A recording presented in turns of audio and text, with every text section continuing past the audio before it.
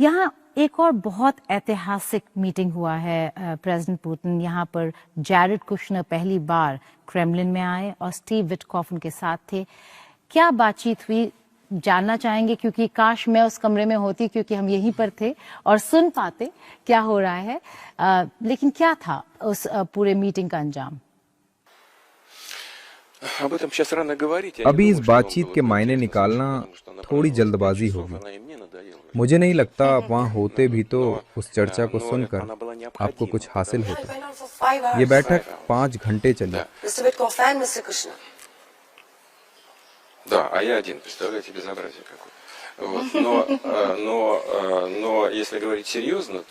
मैं खुद इतनी लंबी बैठक से ऊब गया था, पर यह बैठक जरूरी थी।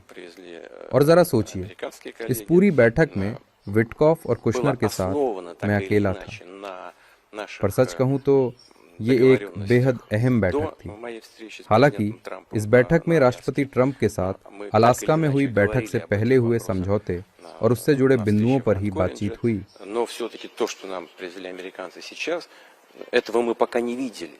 पर इस बार हमने एक एक बिंदु पर सिलसिलेवार बातचीत की, जो कुल मिलाकर काफी सार्थक रहा।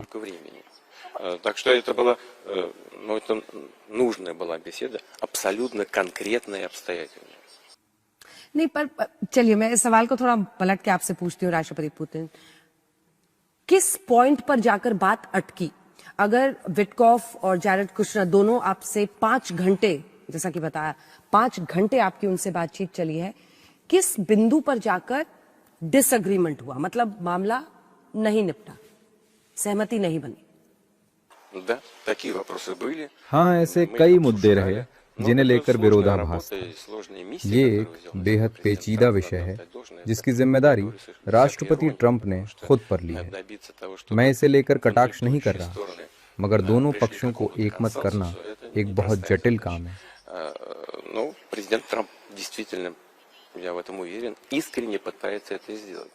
हालांकि मैं मानता हूं कि राष्ट्रपति ट्रंप सचमुच इसका हल चाहते हैं, और तभी हमने एक एक बिंदु पर सिलसिलेवार बात की, ऐसे हर मुद्दे पर जिसे लेकर हम सहमत या असहमत थे।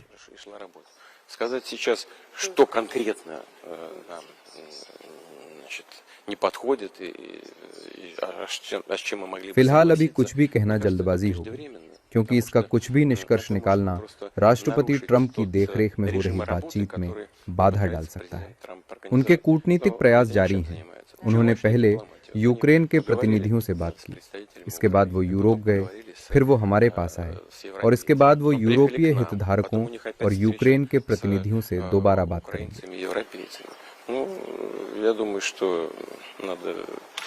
हाँ, हमारे बीच उसे लेकर भी चर्चा हुई।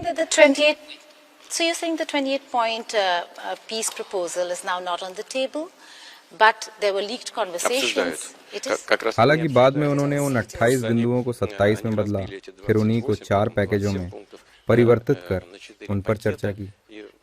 हालांकि वो पूरी तरह उन शुरुआती 28 बिंदुओं पर ही आधारित थे। राष्ट्रपति पुतिन, इससे पहले आपने मुलाकात की थी राष्ट्रपति डोनाल्ड ट्रंप से अलास्का में, जहां पर शांति समझौते को लेकर दावे हो रहे थे, और आपकी बातचीत क्या हुआ था अलास्का में, और कहां पर जाकर सहमति बनी, कहां नहीं बन पाई? हाँ, बिल्कुल ऐसा ही था। हमें एक एहसास था, बल्कि सिर्फ एहसास से भी ज्यादा मुझे कोई शक नहीं था कि राष्ट्रपति ट्रंप की एक सच्ची इच्छा है। खैर, आइए इस बारे में बात न करें कि इसका कारण क्या है या किसने इस सच्ची इच्छा को प्रेरित किया, लेकिन यह निश्चित है कि वो मौजूद है। संयुक्त राज्य अमेरिका और राष्ट्रपति ट्रंप वास्तव में, उनके पास ये समझ है कि ये क्यों समाप्त होना चाहिए और जितनी जल्दी हो सके। इसी क्रम में मानवीय मुद्दों की बात करें तो मेरा दृढ़ विश्वास है कि ये उन वजहों में से एक है जिसके पीछे राष्ट्रपति ट्रंप का व्यवहार है, क्योंकि वो हमेशा कहते रहे हैं, और मुझे यकीन है कि ये सच है, कि वे नुकसान को कम से कम रखना चाहते हैं, और मुझे यकीन है कि उनके मन में इसके मानवीय पहलू भी हैं, लेकिन इसके अलावा भी कुछ विचार हैं, राजनीतिक और आर्थिक दोनों, और मुझे यकीन है कि अमेरिका कोई समाधान खोजने की कोशिश कर रहा है। आपने इंटेंशंस की बात की, बहुत इंपॉर्टेंट बात है कि आप देख रहे हैं प्रेसिडेंट ट्रंप बहुत कुछ कर रहे हैं पीस को लेकर, लेकिन उन्होंने कई सारे क्लेम किए हैं। उन्होंने कहा है 8 वॉर्स रुकवा दिए। उन्होंने ये भी कहा कि भारत पाकिस्तान के बीच जो सीज फायर था वो उन्होंने रुकवाया। भारत उसको बिल्कुल नकार रहा है, बिल्कुल उसको रिजेक्ट कर दिया उस पूरे स्टेटमेंट और क्लेम को। लेकिन आपको क्या लगता है, क्या ट्रंप ट्रूली एक पीस मेकर हैं, एक ऐसे इंसान जो शांति के लिए काम कर रहे हैं और शांति ला सकते हैं?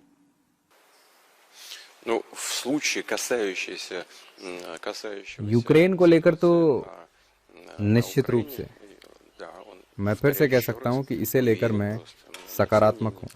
मुझे कोई शक नहीं है कि वो ईमानदारी से एक शांतिपूर्ण समाधान खोजने का प्रयास कर रहे हैं।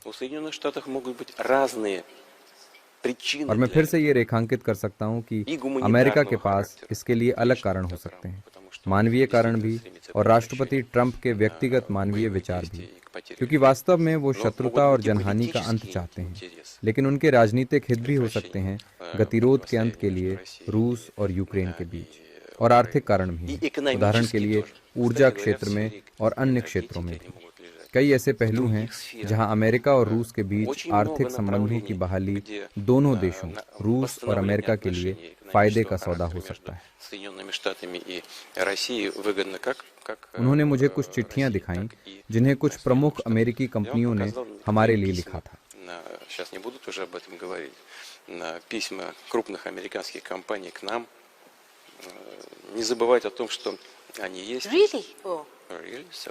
जी हाँ, वो चिट्ठियाँ जो अमेरिकी कंपनियों ने लिखी थी कि वो तैयार हैं वापस आने के लिए जब सभी मुद्दे समाप्त हो जाएं, और वो ऐसा करना चाहते हैं और उन्हें ना भुलाया जाए। इसमें इतना आश्चर्यजनक क्या है?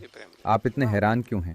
बहुत से लोग रूस वापस आना चाहते हैं, लेकिन ट्रंप के लिए उनका पक्ष रखना, कंपनियों की ओर से पक्ष रखने के लिए कंपनियों के पत्र लेकर आना तो बिल्कुल ही अलग मामला है।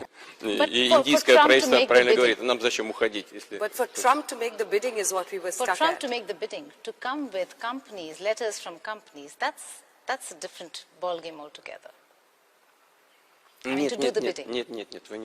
नहीं, आपने मुझे गलत समझा।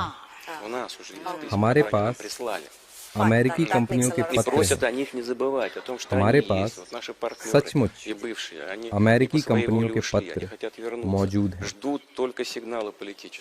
लेकिन राष्ट्रपति पुतिन, अगर वाकई रूस और यूक्रेन के बीच में शांति होनी है, युद्ध खत्म होना है, तो एक समझौते की तरफ बढ़ना होगा।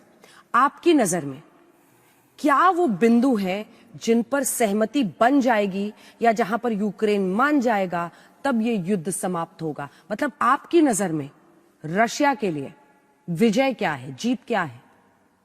नहीं, पर इससे पहले आपने कहा भी है कि आप और मैं आपको कोट कर रही हूं, आपने ये कहा है कि जब तक ऐसे तमाम क्षेत्र जहां पर अब रूस का वर्चस्व है, वहां से कीव की सेना यानी यूक्रेन की सेना पीछे नहीं हट जाती है पूरी तरह से, तब तक युद्ध समाप्त नहीं होगा। क्या है इसका अर्थ? कौन से वो इलाके हैं सर जहां पर आप रूस का वर्चस्व चाहते हैं, उसका डोमिनेंस चाहते हैं, और मानते हैं कि अब वो यूक्रेन का हिस्सा नहीं होकर रूस का हिस्सा बन जाए?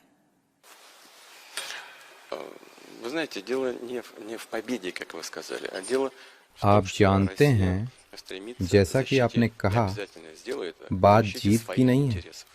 बात इस बात की है कि रूस अपनी रक्षा कर रहा है और करता हैगा। हमारे हितों की और उन लोगों की जो वहाँ रहते हैं, ये हमारी परंपरागत मूल्य, रूसी भाषा और संस्कृति की रक्षा की बात है।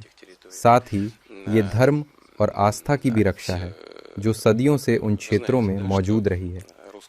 आप जानते हैं कि यूक्रेन में रूसी ऑर्थोडॉक्स चर्च को लगभग प्रतिबंधित कर दिया गया है। चर्चों में जबरन कब्जा किया गया और लोगों को वहां से निकाल दिया गया। मैं तो यहाँ रूसी भाषा पर प्रतिबंध की बात भी नहीं कर रहा। ये एक जटिल और व्यापक मुद्दों का समूह है। मैं आपको एक बार फिर याद दिलाना चाहता हूँ कि हम युद्ध शुरू करने वालों में से नहीं थे। पश्चिम ने यूक्रेन के साथ मिली भगत की और वहां तख्ता पलट को अंजाम दिया, और उसके बाद यूक्रेन में घटनाएं हुई, खासकर दक्षिण पूर्व में और फिर डोनबास में। ये चर्चा में भी नहीं है। 8 साल पूरे 8 साल हम शांतिपूर्ण तरीकों से इस मुद्दे को सुलझाने की कोशिश कर रहे थे। हमने इसे मिन्स्क समझौतों में शांतिपूर्ण सेटलमेंट के रूप में दर्ज किया, इस उम्मीद में कि इसे शांतिपूर्ण तरीके से हल किया जा सकेगा। बाद में हमें पता चला कि जो पश्चिमी नेता ये सार्वजनिक रूप से कहते थे, उन्होंने कभी भी मिन्स्क समझौतों को पूरा करने का इरादा नहीं रखा था। उन्होंने केवल इसलिए इसे साइन किया ताकि यूक्रेन को हथियार देने का मौका मिल सके और हमारे खिलाफ सशस्त्र संघर्ष जारी रखा जा सके। तो हमें 8 साल तक डोनबास में रहने वाले लोगों के मारे जाने के बाद, जिसकी याद पश्चिम में कोई नहीं रखता, पहले उन गणराज्यों को मान्यता देनी पड़ी और दूसरे उन्हें समर्थन देना पड़ा। और अब ये विशेष सैन्य अभियान युद्ध की शुरुआत नहीं है, ये उस युद्ध को समाप्त करने का प्रयास है जो पश्चिम ने यूक्रेनी राष्ट्रवादियों के हाथों हमारे खिलाफ शुरू किया था। यही असलियत है, यही विवाद की जड़ है। और हम इस युद्ध को तब खत्म करेंगे जब हम तय करेंगे कि हमने वो लक्ष्य हासिल कर लिए हैं जो हमने विशेष सैन्य अभियान की शुरुआत में निर्धारित किए थे, उन क्षेत्रों को मुक्त करने के लिए। So what is that goal? What is the end game for Vladimir Putin in Ukraine? Так я же сказал. Мы признали вот эти... Послушайте.